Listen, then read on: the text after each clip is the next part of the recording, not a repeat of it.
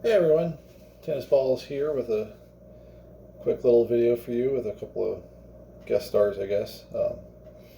Anyways, so today I just wanted to give a brief, layman's history to German semi-automatic rifles from the World War II era, and specifically the G43. Um, so right here is a Walther G41, the precursor to the 43. So at the start of World War II in Germany, their ordnance department put out a requirement. They wanted to have a semi-automatic rifle, and they wanted a 10-round capacity. And the stipulations of the trials were they wanted to have a manual bolt action backup in case the semi-automatic system were to fail. Semi-autos had started to be developed during the First World War, but most of the systems were overcomplicated, fragile, expensive, hard to manufacture, et cetera, et cetera. They weren't really practical, and so they didn't really take off. And then in the interwar period, the only country that really went full bore into them was the United States with the M1 Garand. So at the outbreak of the war, there were still some countries that had semi-autos fielded in limited numbers. The U.S. was the only one that had it as a standard issue rifle, but they still weren't issued out to all the units yet. And then the Germans were trying to play catch up. So Walther ignored the stipulations to add a manual bolt action backup, which is actually why they ended up winning the contract, because it's a better rifle than the complicated Mauser design, which is somewhat similar but then has a whole extra thing back here for the bolt action. So the G41 was based off of a gas trap system. The very, very early M1 Garands had a gas trap as well. But this all is derived from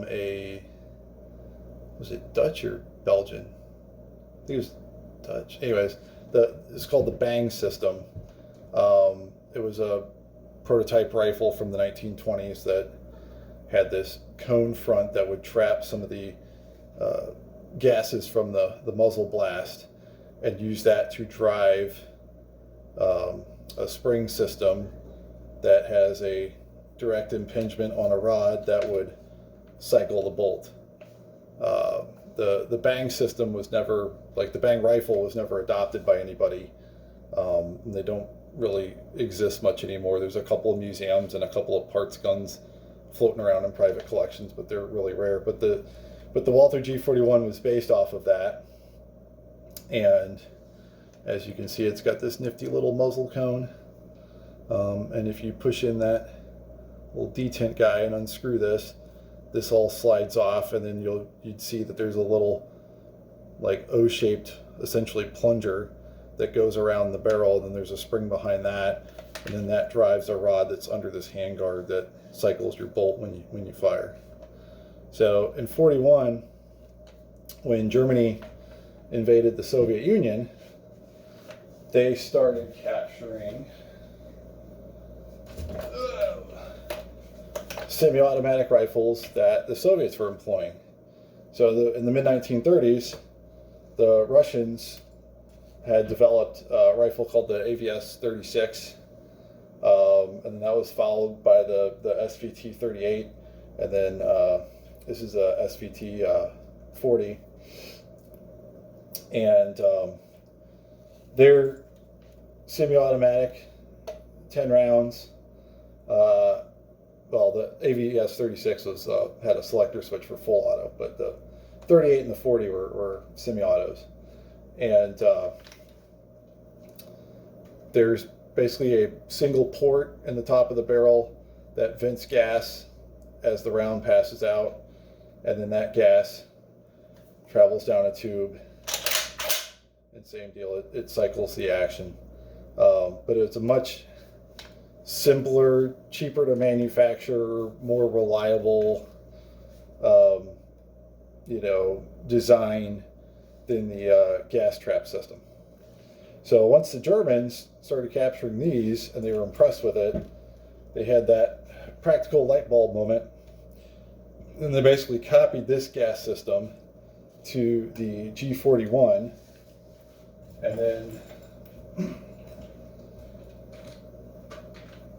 combining those, you end up with the G43. So if I get my 41 back out. So you can see right off the bat, a lot of similarities. They both take 10-round magazines. Difference being the 41 was designed with a fixed magazine that you would load 5 rounds at a time with charging clips, same as the 98 Mausers used. Whereas the 43, it still has that feature, but then the magazines are also detachable, at least when I don't do it wrong because I'm holding it weird. But anyways, similar bolt handles, although they reverse the side that the handle's on.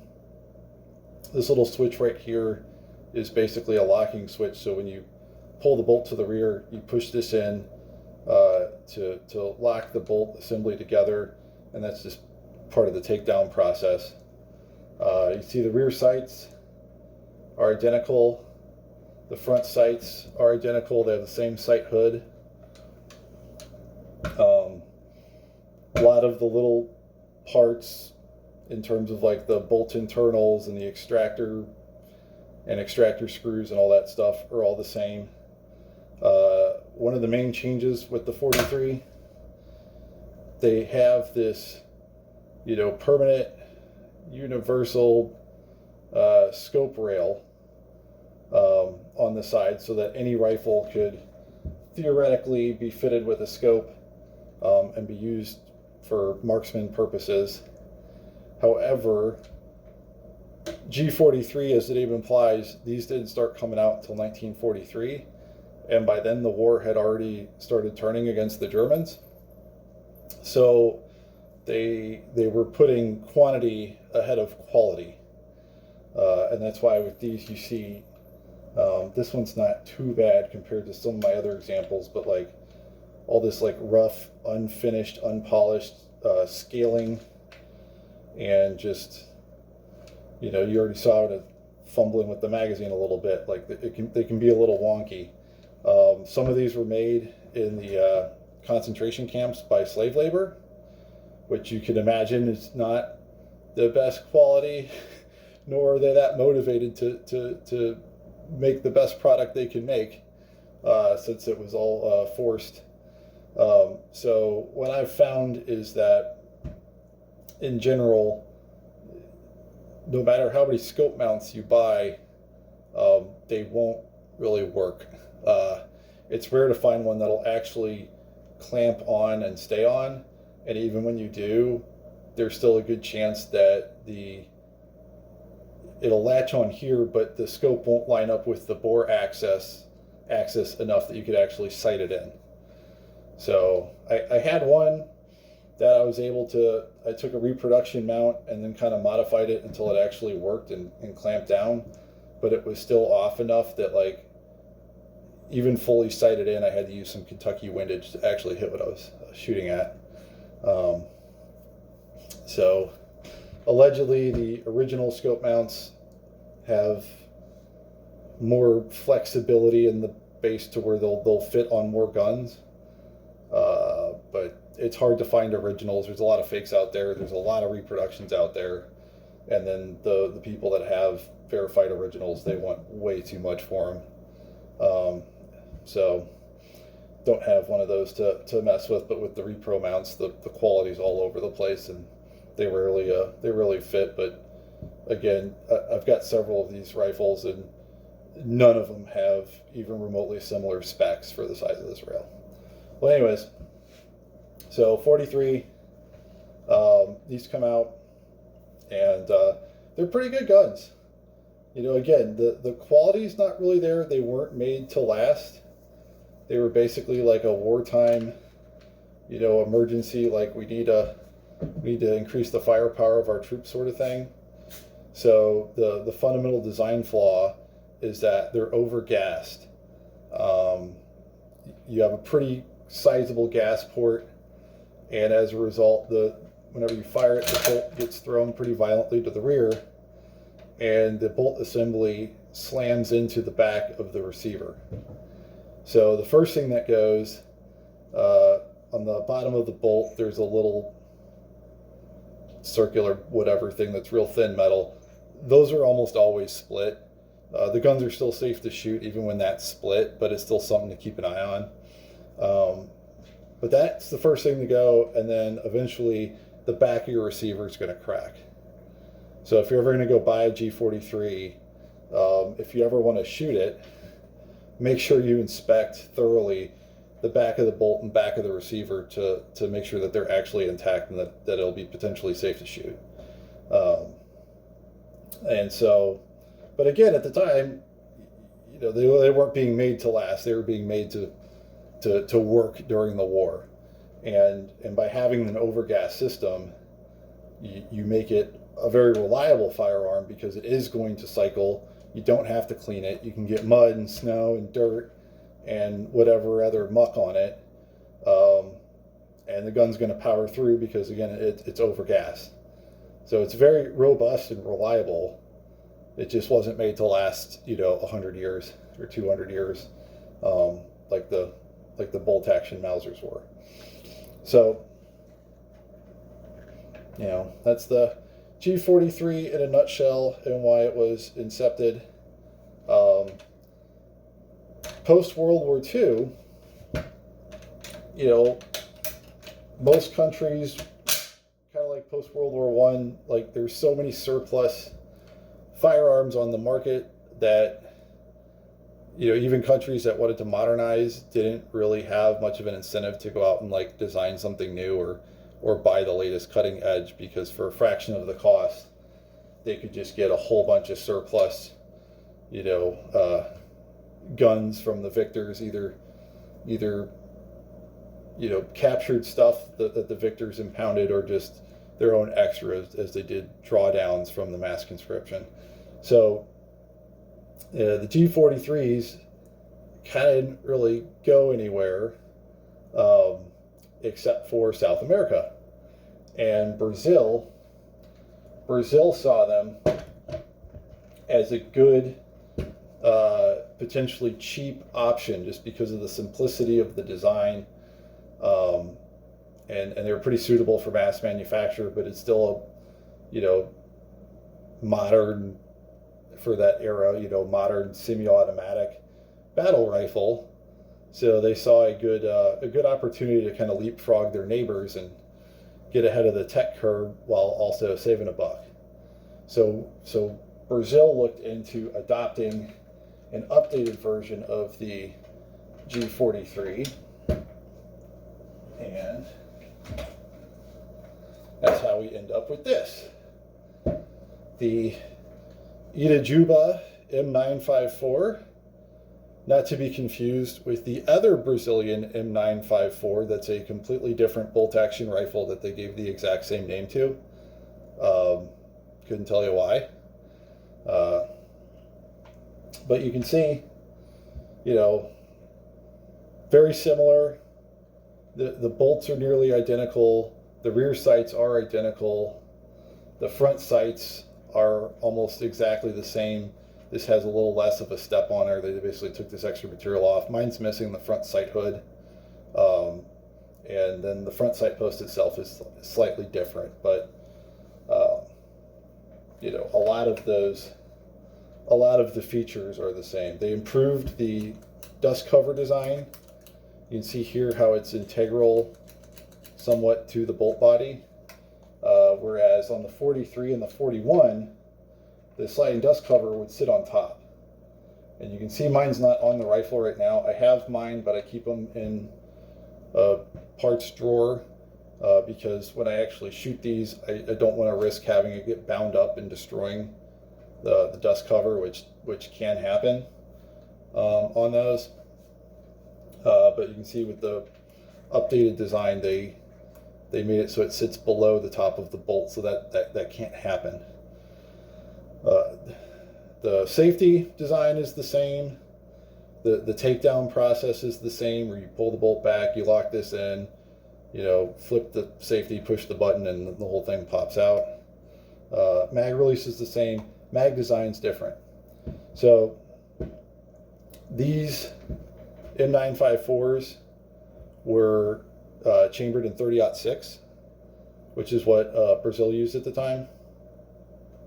And so you'll note, for those of you familiar, the similarity between this and a BAR mag, although they're not just cut down BAR mags, like the spines and everything are different, but they are flat and slab sighted, very similar to the BAR, and they were probably inspired by that because there were BARs that ended up in Brazil around that time.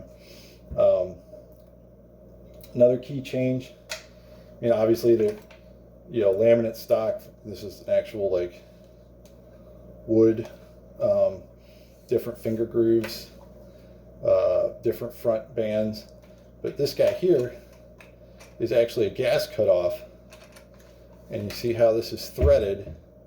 They had a system to where these would fire rifle grenades, so you could cut off your gas port entirely for when you fire your rifle grenade blank. That also makes it handy for shooting it with modern ammo, because the reason these were not adopted is the same reason that these don't have a lot of longevity. The action beats itself to death. So they never fixed the overgassing issue that the 43s had. And then with 30-06, it just, they kill themselves even faster than the 8mm does. So with the 43s, you can still shoot these, but you have to get a replacement piston that's threaded, that you can put different size plugs in to regulate the gas flow, to soften the recoil so the bolt's not slamming the receivers hard.